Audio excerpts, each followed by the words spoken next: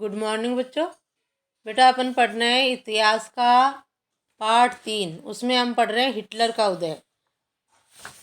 आज इसमें हमारा टॉपिक रहेगा नस्ली कल्पना लोक, जिसको यूटोपिया कहते हैं जर्मन भाषा में। तो देखो, नस्ली कल्पना लोक यूटोपिया। और ये नस्ली कल्पना लोक क्या है? जो दूसरी नस्ल के लोगों के साथ जो नाज़ीवादी जो थे, हिटलर के समर्थक थे, वो जो अत्याचार करते थे, उसका वर्णन है इसमें। तो देखो, युद्ध के साये में नाज़ी अपने कातिलाना नस्लवादी कल्पना लोक या आदर्श विश्व के निर्माण में लग गए। युद्ध के साये में, युद्ध कौन सा? जो प्रथम विश्व युद्ध के बाद की बात है ना। तो इसमें युद्ध के साये में जो नस्लवादी जो लोग थे, नाज़ी जो थे, वो नस्लवादी कल्पना लोक या आदर्श विश्व के निर्माण में लग गए। जनसंहार और युद्ध एक ही सिक्के के दो पहलू बन गए। इधर तो युद्ध और इधर लोगों का जनसंहार, दोनों एक ही सिक्के के दो पहलू बन गए। पराजित पोलैंड को पूरी तरह तहस नहस कर दिया गया। पराजित किससे? पोलैंड जो है किससे पराजित हुआ था? जर्मनी से। तो उसको पूरा तहस नहस कर दिया गया। वहाँ से जो है नस्लवाद अपनाया गया और जो जर्मन नस्ल के थे उनको वहाँ रखा गया, बाकी को वहाँ से खदेड़ दिया गया। एक बात याद रखो बेटा, आपने अल्बर्ट आइंस्टाइन का नाम सुना होगा। अल्बर्ट आइंस्टाइन भी वही यहूदी था जो इन नाज़ीवादियों और हिटलर का अत्याचार सहा था। उसके माता पिता ने, वो उस समय बच्चा ही था, तब उनको भी वहाँ से भगा दिया था। यहूदी था ना, तो फिर वो जो है अमेरिका इधर जाके रहे, राज नाम रोशन किया उन्होंने। तो इस तरह से जो है लोगों को वहाँ बाहर निकालने से, किसी भी देश में अगर ऐसा किया जाता है तो बड़ी बड़ी प्रतिभाएं भी चली जाती है, जैसे अल्बर्ट आइंस्टाइन चला गया था। ये एक उदाहरण है। तो ऐसे पराजित पोलैंड को पूरी तरह तहस नहस कर दिया गया। उत्तर पश्चिमी पोलैंड का ज़्यादातर हिस्सा जर्मनी में मिला लिया गया। पोलैंड के लोगों को अपने घर और माल असबाब छोड़कर भागने के लिए मजबूर किया गया, ताकि जर्मनी के कब्जे वाले यूरोप में रहने वाले जर्मनों को वहां लाकर बसाया जा सके। पोलैंड से लोगों को खदेड़ दिया गया। जो भाग जर्मनी के अधिकार क्षेत्र में आया पोलैंड का, उस भाग से, और जो असली जर्मन नस्ल के थे उनको वहां पर बसाया गया। इसके बाद पोलैंड वासियों को मवेशियों की तरह, मवेशी यानी पशुओं की तरह, खदेड़कर जनरल गवर्नमेंट नामक दूसरे हिस्से में पहुंचा दिया गया। जर्मन साम्राज्य में मौजूद तमाम वांछित तत्वों को जनरल गवर्नमेंट नामक इसी इलाके में लाकर रखा जाता था। पोलैंड के बुद्धिजीवियों को बड़े पैमाने पर मौत के घाट उतारा गया। ये पूरे पोलैंड के समाज को बौद्धिक और आध्यात्मिक स्तर पर गुलाम बना लेने की चाल थी। आर्य जैसे लगने वाले पोलैंड के बच्चों को उनके माँ बाप से छीनकर जांच के लिए नस्ल विशेषज्ञों के पास पहुंचाया गया। जो पोलैंड के लोगों के जो बच्चे थे वो जर्मन नस्ल के लगते थे शान शकल में, इनमें उनको जो है उनके माँ बापों से छीन लिया और नस्ल की जांच करने के लिए उनको जो है नस्ल विशेषज्ञों के पास पहुंचाया गया। बड़े बड़े जो बुद्धिजीवी थे पोलैंड के, उनको मौत के घाट उतार दिया गया। अगर वे नस्ली जांच में कामयाब हो जाते, वे कौन? वे बच्चे जिनको जो है उनके माता पिता से छीनकर उनकी जो है नस्ल की जांच की जाती है, तो वो अगर जर्मन नस्ल के निकलते तो उनको वापस उनके माता पिता को नहीं दिया जाता था। नस्ली जांच में कामयाब हो जाते तो उन्हें जर्मन परिवारों में पाला जाता था, और अगर ऐसा नहीं होता तो उन्हें अनाथ आश्रमों में डाल दिया जाता था, जहाँ उनमें से ज़्यादातर मर जाते थे। जनरल गवर्नमेंट में कुछ विशालतम गेटो और गैस चैम्बर, ये पढ़ा था ना अपन ने। गेटो क्या था?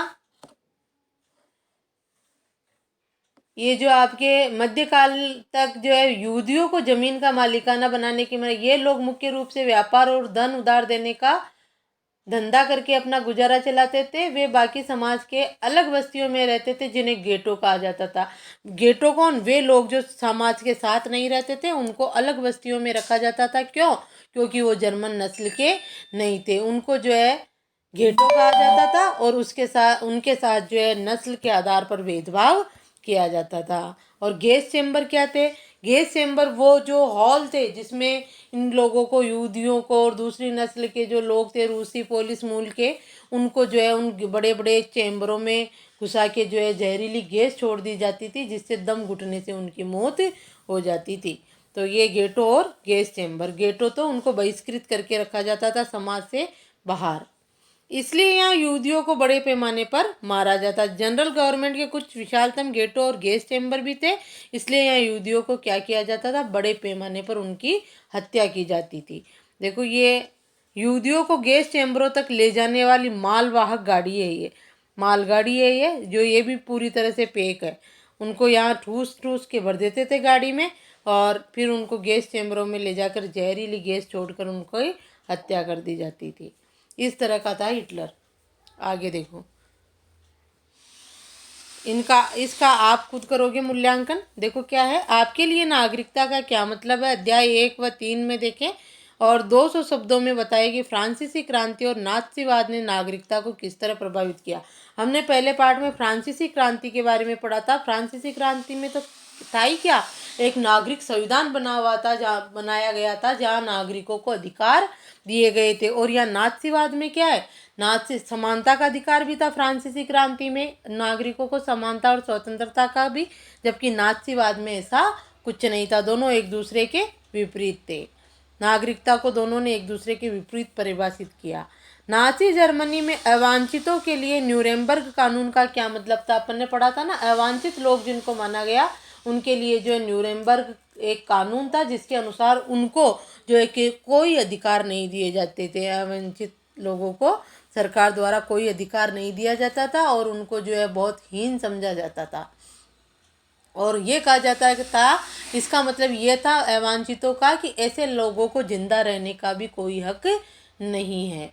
और नाची अशुद्ध या असामान्य माने जाते थे। ऐसे जो लोग थे जिन्हें जो है नाची अशुद्ध या असामान्य मानते थे, उनके लिए वो दया मृत्यु का, यूथेनेजिया का भी कार्यक्रम था, उनको मार दिया जाता था।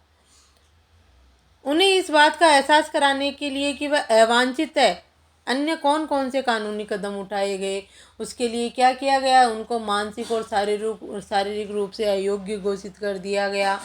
इस तरह से जो है उनको अवांछितों की श्रेणी में रखा गया। अब आगे देखो, अब ये है मौत का सिलसिला। मौत का सिलसिला किस प्रकार से चला जर्मनी में, उसका पहला चरण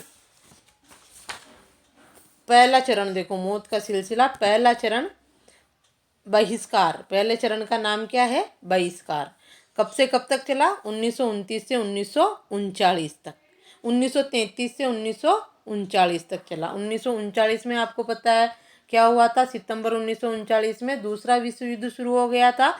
ये प्रथम विश्व युद्ध और दूसरे विश्व युद्ध के बीच की बात है। हमारे बीच तुम्हें नागरिकों की तरह रहने का कोई हक नहीं है। इस पहले चरण में यह था कि हमारे बीच जर्मन नस्ल के जो लोग थे, उन्होंने यहूदियों को कहा ये बात कि हमारे बीच नागरिकों की तरह रहने का तुम्हें कोई हक नहीं है। ये न्यूरेमबर्ग कानून में भी था। तो देखो, ये आपसे पूछा जा सकता है, पहला चरण मौत के सिलसिले का पहला चरण कब से कब तक हुआ और उसमें क्या प्रावधान था कि हमारे बीच तुम्हें किसको, यहूदियों को। देखो, न्यूरेमबर्ग नागरिकता अधिकार सितंबर 1935 में जो है न्यूरेमबर्ग में जो है ये नागरिकता अधिकार बना। उसके तहत क्या था, न्यूरेमबर्ग नागरिकता अधिकार सितंबर 1935 के तहत जर्मन या उससे संबंधित रक्त वाले व्यक्ति ही जर्मन नागरिक होंगे और उन्हें जर्मन साम्राज्य का संरक्षण मिलेगा। इस कानून में था ये, ठीक है। तो इसमें यहूदियों का कोई स्थान नहीं है। दूसरा, यहूदियों और जर्मनों के बीच विवाह पर पाबंदी लगा दी। यहूदियों और जर्मनों के बीच जो है किसी प्रकार का वैवाहिक संबंध स्थापित नहीं होगा, नहीं तो यहूदी नस्ल के बच्चे हो जाते हैं। इसलिए यहूदियों और जर्मनों के बीच विवाहेतर संबंधों को अपराध घोषित कर दिया गया। अगर कोई यहूदी युवक जर्मन युवती से विवाह कर लेता तो उसको मृत्युदंड ही दे दिया जाता था, सीधा अपराध होता था वो। चौथा है, यहूदियों द्वारा राष्ट्र ध्वज फहराने पर भी पाबंदी लगा दी, क्योंकि नात्सियों ने जो है यहूदियों को उस राष्ट्र का नागरिक ही नहीं माना। न्यूरेमबर्ग नागरिकता अधिकार में उनका कोई अधिकार नहीं था, उनके लिए कोई नियम नहीं था, ठीक है। उनके लिए तो ये कह दिया गया था कि इन्हें जो है हमारे बीच रहने का, नागरिक की तरह रहने का कोई हक नहीं है। अन्य कानून देखो, यहूदी व्यवसायियों का बहिष्कार किया गया, सरकारी सेवाओं से उनको निकाला जाने लगा और यहूदियों की संपत्ति की जब्ती और बिक्री होने लग गई। ये भी कानून बन गए। यहूदियों के लिए, तो बेचारे क्या क्या कर रहे हैं वहाँ। आगे देखो, इसके अलावा 1938 के एक जनसंहार में यहूदियों की संपत्ति को तहस नहस कर दिया गया, लूटा गया, उनके घरों पर हमले हुए, यहूदी प्रार्थना घर जला दिए गए और उन्हें गिरफ्तार किया गया। इस घटना को नाइट ऑफ ब्रोकन ग्लास के नाम से जाना जाता है। प्रश्न बनेगा ये, नाइट ऑफ ब्रोकन ग्लास की घटना कब हुई? नवंबर 1938 में जो है जर्मनी में यहूदियों के साथ अत्याचार किए गए, यहूदियों की संपत्तियों को तहस नहस कर दिया, उन्हें लूटा गया, उनके घरों पर हमले किए गए, प्रार्थना गृह उनके जला दिए गए। तो इस घटना को क्या कहा गया? Night of broken glass. Important question भी बनता है यहाँ पे कि नाइट ऑफ ब्रोकन ग्लास की घटना क्या है, तो ये यहीं से आएगी। ये देखो, ये तस्वीरें वगैरह आप अपनी किताब में देखना। पार्क में रखी बेंच केवल आर्यों के लिए, ये बेंच जो रखी हुई है इस पे भी केवल जर्मन आर्य ही बैठ सकते हैं, यहूदी नहीं बैठ सकते। ये संकेत देखो, इस संकेत पट में ऐलान किया जा रहा है कि उत्तरी समुद्र स्नान क्षेत्र यहूदियों से मुक्त है। उत्तरी स्नान क्षेत्र में ये यहूदियों से मुक्त है, यहूदी वहाँ नहीं जा सकते। चित्र 17 में देखो, मेरे पास बचने के लिए बस यही है, गेटों के लोगों के पास जीने का कोई रास्ता नहीं था। जो गेटों के लोग थे, कौन? वो बहिष्कृत किए हुए, बाहर रखा जाता था ना उनको समाज से। दूसरा चरण देखो, ये दूसरा चरण वही है, दड़बाबंदी। उसको गेटों को दड़बाबंदी भी कहा गया था, अपन ने पढ़ा था। गेटों को अंडर दड़बा कहा जाता था उसको, जिसमें जो है इनको बाकी समाज से अलग रखा जाता था, यहूदियों को और दूसरी नस्ल के लोगों को, सिर्फ जर्मन नस्ल के लोगों को महत्व दिया जाता था। तो दूसरा चरण किसका है? दड़बाबंदी का। तुम्हें हमारे बीच रहने का कोई हक नहीं है। सितंबर 1941 से सभी यहूदियों को हुक्म दिया गया कि वे डेविड का पीला सितारा अपनी छाती से लगाकर रखेंगे। इसके उनके पासपोर्ट, तमाम कानूनी दस्तावेज और घरों के बाहर भी ये पहचान चिन्ह छाप दिया गया। जर्मनी में उन्हें यहूदी मकानों में और पूर्वी क्षेत्र के लोदाज व वारसा जैसे गेटो बस्तियों में कष्टपूर्ण और दरिद्रता की स्थिति में रखा जाता था। ये बेहद पिछड़े और निर्धन इलाके थे। गेटों में दाखिल होने से पहले यहूदियों को अपनी सारी संपत्ति छोड़ देने के लिए मजबूर किया गया।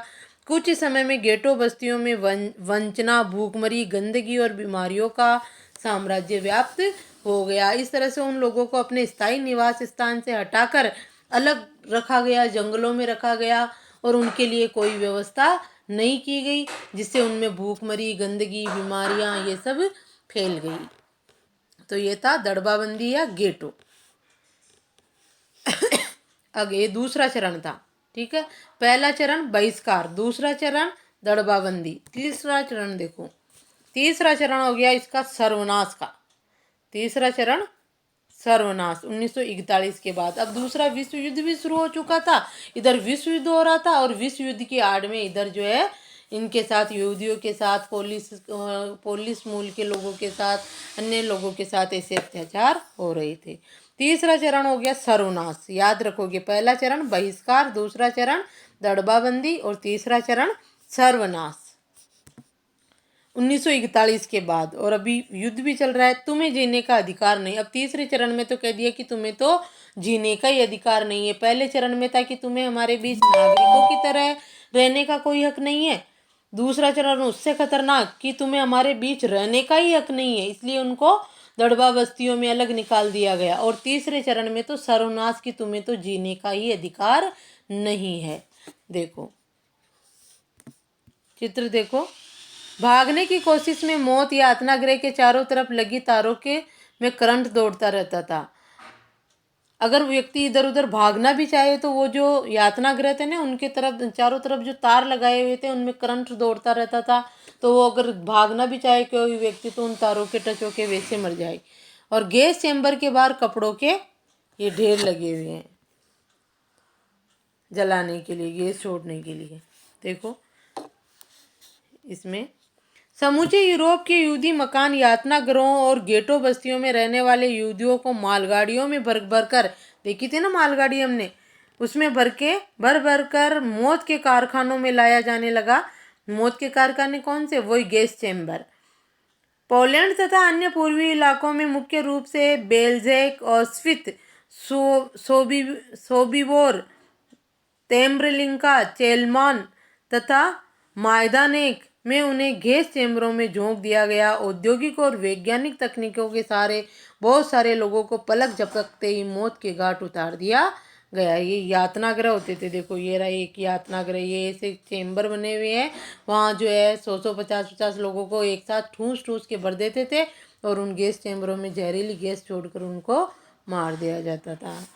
ये देखो एक यातनागृह कैमरा मौत के मैदानों को भी खूबसूरत बना सकता है। यानी ये तस्वीर अच्छी लग रही है ना, जबकि है क्या ये यातनागृह जहाँ लाखों लोगों को मारा जाता है। अंतिम समाधान से पहले कैदियों से छीने गए जूते। अब देखो ये जूतों को ही ढेर लगा। अंतिम समाधान यानी उनको अंदर घुसाया जाता था ना गैस चैम्बरों में, तो इतने से उनके जूते खुलवाए जाते थे। तो देखो कितने लोग होंगे। ठीक है, तो ये हो गया जर्मनी का मौत का सिलसिला। अब इसके बाद आएगा आपके नाज़ी जर्मनी में युवाओं की स्थिति वगैरह। ये अपन अगले वीडियो में देखेंगे। ठीक है, आज यहीं तक। आप इसमें ये जो है ये मौत का सिलसिला, इसको पूरी तरह से कॉपी में लिखोगे बेटा कि पहले चरण में क्या हुआ, दूसरे चरण में क्या हुआ। यह आपका होमवर्क है आज का। ठीक है, इसमें जो है ये HW रहेगा आपका पहला चरण पूरा, पहला दूसरा और तीसरा चरण ये आपको लिखने हैं होमवर्क में सारा। ये न्यूरम्बर्ग नागरिकता अधिकार सितंबर 1935 में कौन कौन से नियम बने, ये अन्य कानून कौन कौन से थे, ये सब आपका क्या है HW है। तो ये HW करोगे, पूरा तीनों चरणों का वर्णन लिख लेना। ठीक है।